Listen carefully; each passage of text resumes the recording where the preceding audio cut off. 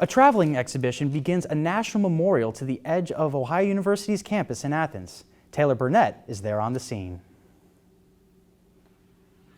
Thanks, Curtis. Behind me is the Wall That Heals, a replica of the Vietnam Memorial in Washington, D.C.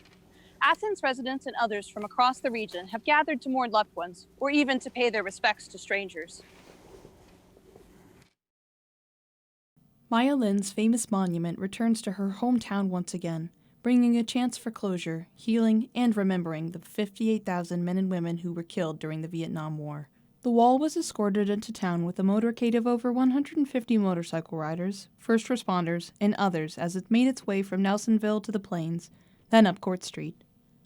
This version of the memorial is supported by only 2 full-time staff members, says Dean Murphy, a site manager for the Wall That Heals. It takes about 40 volunteers or better to install the wall. We cannot do it by ourselves. If it was not for them, we could not do it. A number of them return, bringing their families, and we'll walk along the wall. There's a couple of them walking along the wall right now that actually helped set this up. And now they actually get a little time to reflect on it. Along with the volunteers, the Ohio University wrestling team also turned out on Wednesday evening to help put up the wall. The names are sorted by the date they were killed, but are in alphabetical order for each day. In addition to the wall, the exhibit features a traveling museum featuring a number of items left at the Washington, D.C. Memorial, alongside information about people from each area the museum travels to, changing depending on place. On the wall, there are 31 names listed of people killed in action from Athens County. Robert Van Nest is one of the many people from Athens County directly affected by the Vietnam War. His stepbrother, Frank Miller Jr., was killed in action. Van Nest was 15, and Miller was deployed at only 18. Things didn't go well, and he lasted just over a month. He was never really worried about Frank when he left home, because he was a good shot, but says his death left a lifelong impact on him.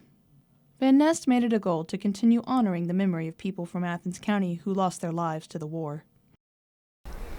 And that's what I want the most, is for them to be remembered.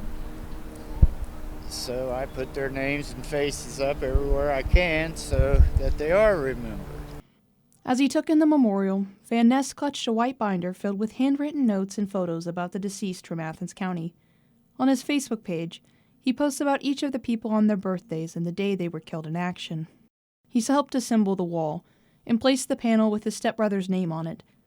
When he isn't volunteering, he is still at the wall, taking rubbings of his stepbrother's name along with the others from Athens County who were killed. For volunteers like Steve Chicky, the wall is a reminder of the nation's past and treating people with compassion.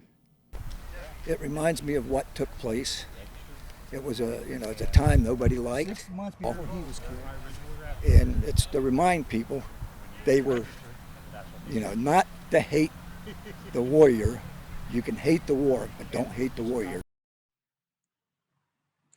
The wall is open 24 hours a day until 2 p.m. Sunday, with volunteers on hand even late into the hours of the night to teach and answer questions. Saturday at 7 a.m., there will be a roll call for those killed in Athens County. For Newswatch, I'm Taylor Burnett in Athens.